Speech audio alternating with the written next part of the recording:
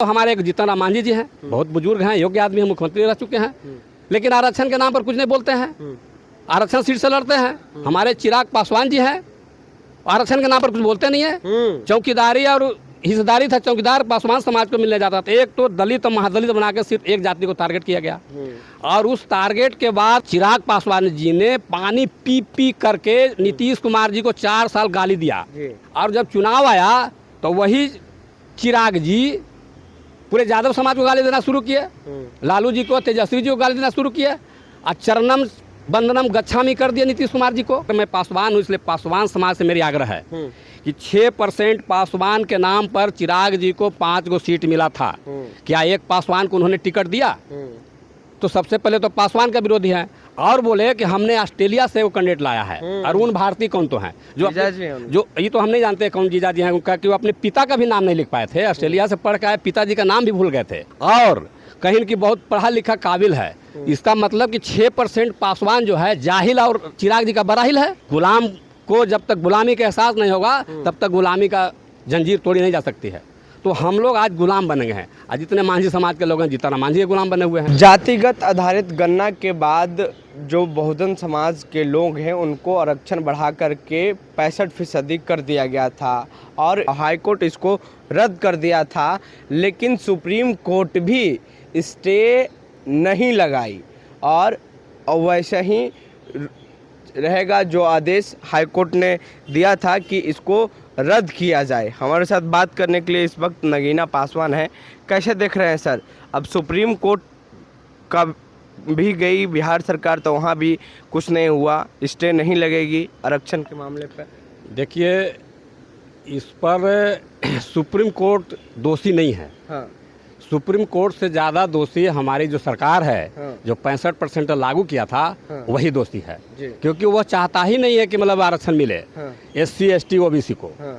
वो तो सिर्फ नौटंकी करता है वोट के लिए। जब चुनाव आता है तो 18 महीना उधर चल जाता है, इधर आरक्षण की बात करता है, जाति जनगणना की बात करता है, और जब उसके सरकार के साथ चल जाता है तो कुछ नहीं बोलता है, गूंगा बहरा अंधा बन जाता है, और ऐसा वकील रखता है जो कि इसका पैरवी ही सही नहीं कर पाए।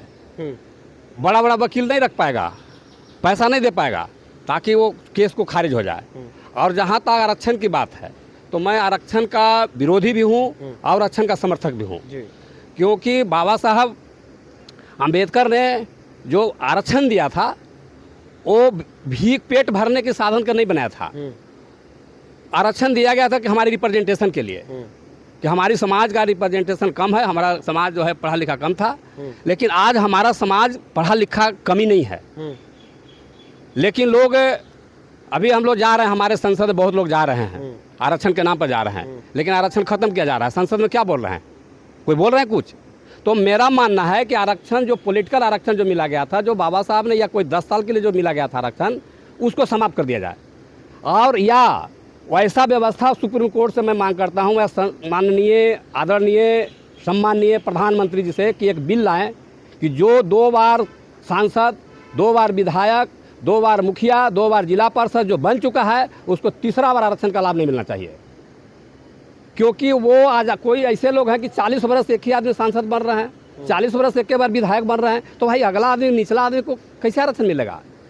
आरक्षण सामाजिक शैक्षणिक रूप से जो पिछड़ा है, जो कमज़ोर है, उसके लिए आगे बढ़ने के लिए आरक्षण मिला गया था।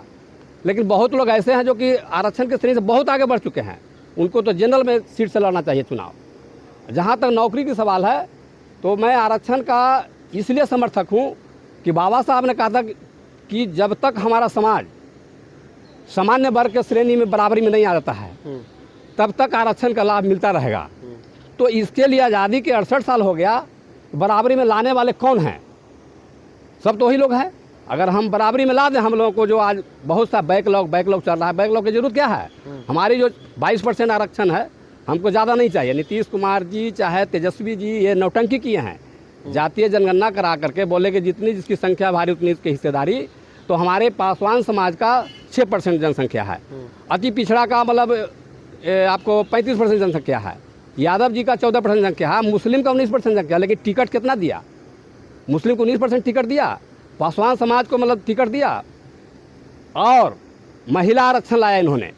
महिला को कहते हैं कि 50% आरक्षण दिया। अभी फिलहाल विधानसभा में एक हमारे मुख्यमंत्री माननीय जी एक महिला के साथ किया कि हमने तुमको बढ़ाया है, तो भैया विधानसभा में दीजिए ना 50% आरक्षण, फिर पंचायत में क्यों दे रहे हैं? तो पंचायतवा में देते हैं, कहा कि रबड़ स्टाम्प बना देंगे, अब जैसे हम डील करेंगे। विधानसभा 50% महिलाओं से भी मैं मांग करता हूं कि एकजुट होना पड़ेगा। 50% आरक्षण विधानसभा में, लोकसभा में होनी चाहिए। आधी आबादी भी है, लेकिन बहुत सी महिलाएं अपनी जाति धर्म में पार्टी के नाम पर बंद कर कुछ नहीं बोलती हैं। इसलिए 50% आबादी होनी चाहिए। आरक्षण बढ़ाने 65% जो आरक्षण जो बढ़ाया गया है तो लागू होनी चाहिए, क्योंकि हमारा तमिलनाडु में 71% आरक्षण है। क्यों है?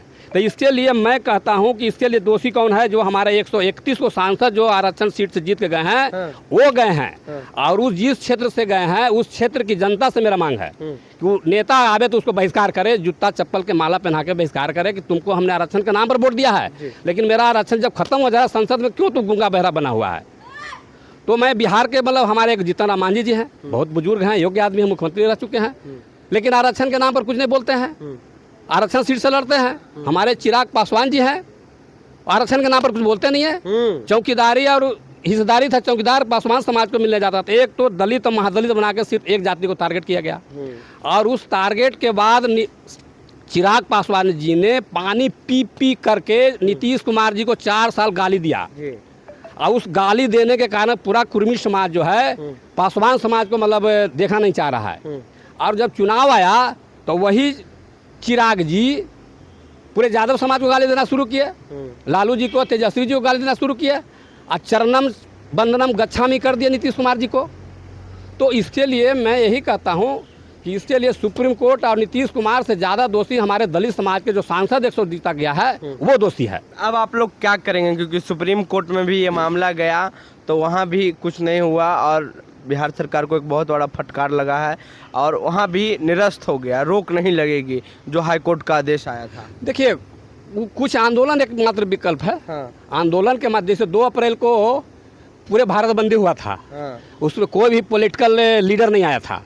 सामाजिक परिवर्तन होगा, सामाजिक परिवर्तन करने के लिए, अपने अधिकार पाने के लिए नेताओं को बहिष्कार करना पड़ेगा, चाहे वो किसी दल के लोग हो, किसी पार्टी के नेता हो, दलित नेता हो, क्षेत्र में आए उसको बहिष्कार करे, कोई उसके पास नहीं जाए। और खासकर मैं पासवान हूँ, इसलिए पासवान समाज से मेरी आग्रह है कि 6% पासवान के नाम पर चिराग जी को 5 गो सीट मिला था। क्या एक पासवान को उन्होंने टिकट दिया? तो सबसे पहले तो पासवान का विरोधी है, और बोले कि हमने ऑस्ट्रेलिया से वो कैंडिडेट लाया है। अरुण भारती कौन तो हैं जो ये तो हम नहीं जानते कौन जीजा जी हैं उनका, कि वो अपने पिता का भी नाम नहीं लिख पाए थे, ऑस्ट्रेलिया से पढ़ के आए, पिताजी का नाम भी भूल गए थे अरुण भारती जी, और कहीं की बहुत पढ़ा लिखा काबिल है। इसका मतलब कि 6% पासवान जो है जाहिल और चिराग जी का बराहिल है। एक को पढ़े लिखल काबिल है, बाकी 6% पासवान जो है चिराग जी का जाहिल है, चिराग जी का बराहिल है। इसलिए मैं पूरे बराहिल से मैं आग्रह करता हूं कि बरहिली करना बंद कीजिए, आज़ादी करने की सीखिए। बाबा साहब ने बोला था, गुलाम को जब तक गुलामी का एहसास नहीं होगा तब तक गुलामी का जंजीर तोड़ी नहीं जा सकती है। तो हम लोग आज गुलाम बन गए हैं। आज जितने मांझी समाज के लोग हैं, जीतन राम मांझी के गुलाम बने हुए हैं, यादव समाज हैं जो चिराग तेजस्वी के गुलाम बने हुए हैं, कुर्मी समाज है जो गुलाम बने हुए नीतीश का गुलाम बने हुए हैं, मुकेश सहनी जी हैं, सहनी समाज है जो मुकेश सहनी गुलाम बने, पासवान समाज है जो चिराग के गुलाम बने। इस गुलामी को सभी जाति के लोगों को तोड़ना पड़ेगा, और कार्यकर्ता को, जनता को एकजुट होकर के इन सब नेताओं को बहिष्कार करना होगा। चलिए, शुक्रिया सर बातचीत करने के लिए। तो हम बात कर रहे थे नगीना पासवान से, और इनका साफ कहना है कि नेताओं को बहिष्कार करना होगा, और एकमात्र आरक्षण के लिए एकमात्र विकल्प है आंदोलन। बहरहाल हमारी बातचीत में आपकी क्या राय है, प्रतिक्रिया दें नीचे कमेंट बॉक्स में। फेसबुक पे देख रहे हैं वीडियो को शेयर कर लें, यूट्यूब पे देख रहे हैं हमारे चैनल को सब्सक्राइब कर लें। बहुत बहुत धन्यवाद।